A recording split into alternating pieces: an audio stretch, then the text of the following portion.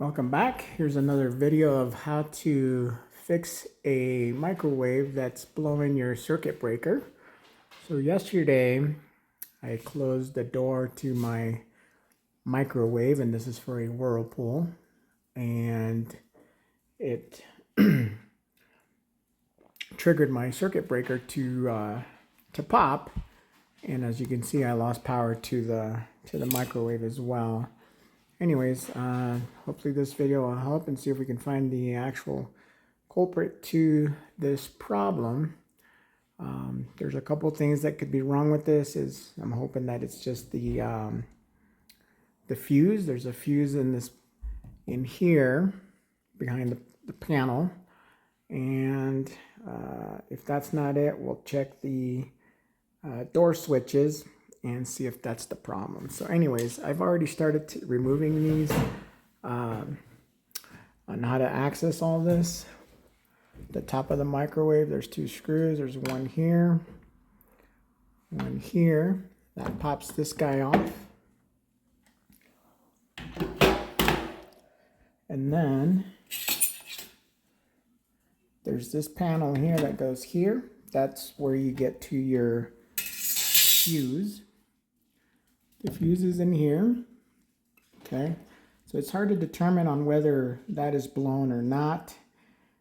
What I ended up doing was taking my voltmeter and checking to see if there was continuity to the fuse. After applying my voltmeter to it and checking continuity, the fuse seems to be in working order. So from there, I had to remove the screw here to get to the back side of this main board here. So basically what we're going to end up doing is checking the door switch here and this guy here from the inside. So in order to remove this, like I said, you got to take the screw that's up at the top here and then lift this portion of it up to slide it off. Okay, be gentle. You don't want to disconnect any of the wiring. And then what I needed to do was, there's a screw that goes down here to take off this panel to get to the switches.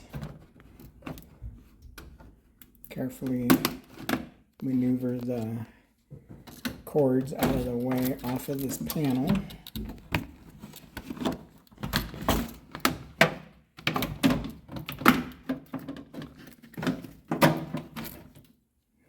Okay, so what we're going to check is continuity to this switch here. This is actually mounted here, and then there's one down here as well. So after checking continuity between an open door and closed door, I have found that this switch here is faulty. It doesn't seem to actually open. It stays fully closed, and I think that's what's popping the breaker. So anyways, we're going to go ahead and switch that guy out and test it and see what we go from there. Before you do any of this, make sure you disconnect your microwave and even potentially even just cut power to the breaker if you need to. If for any reason this is something you don't want to dive into, then you might as well get your professional out here to fix. Okay, so after some further investigation, this particular part of the switch was not the problem, but what was the problem was the one on the back side. Similar situation where it's just held with two tabs. I broke this one here. It's not going to matter. You have these posts here that will keep that still in place. Anyways, to get to this back switch, you have to take off this Torx screw right here, and that'll release this assembly part here to the door switch. Anyways, once you pop that off, disconnect the three wires that are in the back, put in your new switch, and you should be good to go. Okay, it's time to button her back up. So it is that switch was the faulty switch. So now it's back to putting this protecting cover here with held the 2 screws, one on this side, one here, and then this access panel here. Put your screw back in here. This guy here. Slide your front panel. This goes into this little slot. Okay, and then you got these little hooks on the edge there. And that's how it sits. You just clean the microwave up here. Put your top panel back on, and you should be good to go. Okay, moment of truth. We're going to go ahead and plug the microwave in. Boom, looks like we got power now. We'll go ahead and close the door.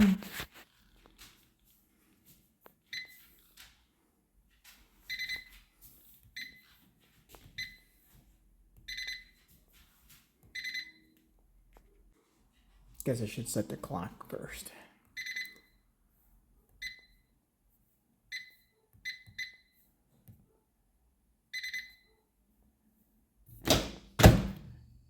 Okay.